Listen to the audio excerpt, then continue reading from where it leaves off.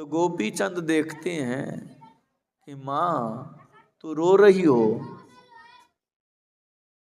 क्यों रो रही हो? वो तो छिपाना चाहती थी, लेकिन जिद करते हैं क्यों रो रही हो गोपी चंद? तो माँ बताती है, बेटा तुम्हारा पिता तुमसे भी ज्यादा सुंदर थे देखने में, लेकिन आज उस शरीर में नहीं है। काल कैसा है कि किसी को रहने नहीं देता है, तुम्हारे शरीर को भी नहीं रहने देगा, तुमको भी नहीं रहने देगा। यही मेरे मन में भाव हुआ और मेरे आंख से आंसू बह गए। तो गोपी चंद कहते हैं बचने का कोई उपाय भी है?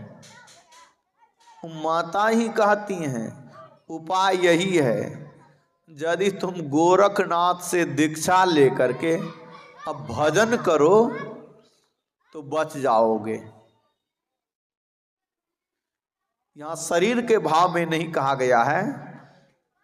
तो गोपी चंद बहुत तुरंत मां से विदा लेकर के चले जाते हैं। ऐसा कोई हो सकता है? मां ऐसा उपदेश कर सकती हैं? गोपी चंद मां के उपदेश सुन करके ही गोरखनाथ के चरण में चले गए, उनके शरण में रह करके दीक्षा ले करके वहीं भजन करने लगे। और कुछ दिन के बाद एक नियम है कि जाओ मां से भिक्षा मांग करके आओ, तब तुमको हम सन्यास देंगे। सन्यास परंपरा में नियम है। तो गोपी चंद मां के पास जाते हैं कि मां भिक्षा दो, मेरा सन्यास होगा। तो मां कहती है भिक्षा क्या लोगे? शिक्षा ले लो। स्वादिष्ट भोजन करना, स्वादिष्ट भोजन करना, मुलायम सैया पर सोना और गर्ह के अंदर में मजबूत गर्ह के अंदर में रहना। चलो बैठो, पीछे पीछे बैठो। गोपी चंद कहते हैं तो मां तुम्हारी बात मेरे समझ में नहीं आती है, क्योंकि कहना क्या चाहती है? स्वादिष्ट भोजन, अरे भिक्षा में जो मिलेगा वही न खाना पड़ेगा। और स्वादिष्ट भोजन तो राजमहल में मिलता है, 56 प्रकार का व्यंजन। हम तो भिख मंगा महात्मा है, जो मिल जाएगा भिक्षा में वो खाना पड़ेगा। मुलायम सैया पर तोशक तकिया पलंग लचकदार कहाँ मिलेगा? वो राजमहल में मिलेगा।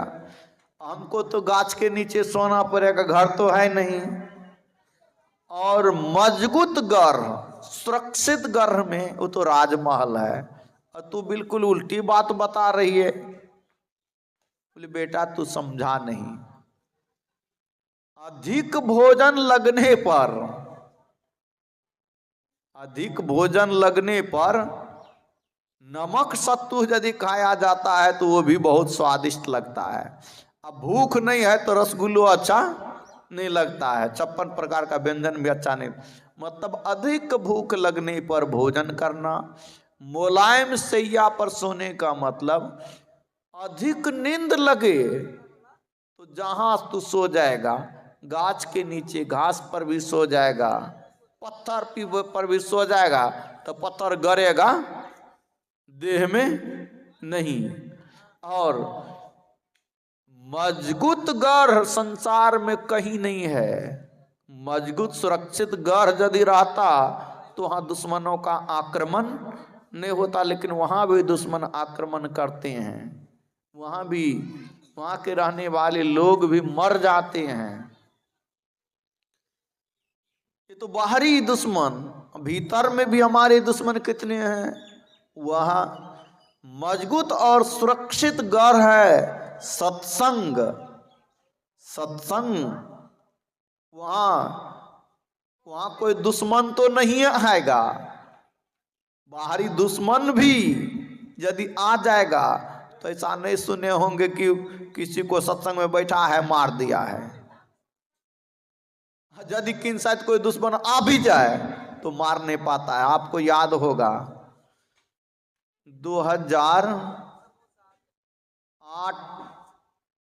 2004 में सत्संग हुआ था कहाँ, या 2003 था, इससे लुटना टोला में।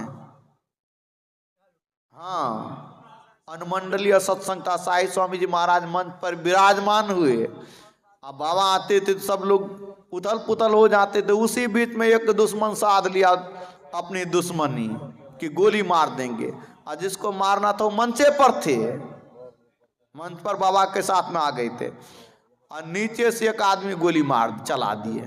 बाबा के सामने माइक जाता है, अब बाबा मंगल मूर्ति सदगुरु करते हैं और वहां गोली चल जाती है, आवाज होती है। बाबा तो बाबे थे, तनिक भी घबराते नहीं, तैसे महापुरुष थे, होगी घबराए नहीं। बाबा प्रवचन अपना शुरू रखे और तब तक गोली किधर गई किसी को पता नहीं चला, किसी को भी पता नहीं चला गोली किधर गई। अब झुंड में उसको नहीं लग करके दूसरे को तो लग जाना चाहिए था, लेकिन किसी को गोली नहीं लगी। कहाँ गई गोली पता नहीं। फिर शांति से उसको पकड़ करके पुलिस लेकर के चली। यह सत्संग की अपनी महिमा है, महापुरुषों के सानिध्य की अपनी महिमा। यहाँ से आप उधर जाएंगे गेट के बाहर क्या होगा कहना मुश्किल है, लेकिन जहाँ सत्संग होता है वहाँ पर ये तो बाहरी दुश्मन तो काल भी नहीं आ सकता है। बाहरी दुश्मन है, भीतर में जो काम क्रोध लोह मोह मान वास्तर है ये अभी शांत, लेकिन शर्त है आपको सत्संग सुनना पड़ेगा एकाग्रचित्त से, जैसे धुंधकारी सत्संग सुना था उस तरह। श्री सद्गुरु महाराज की जय।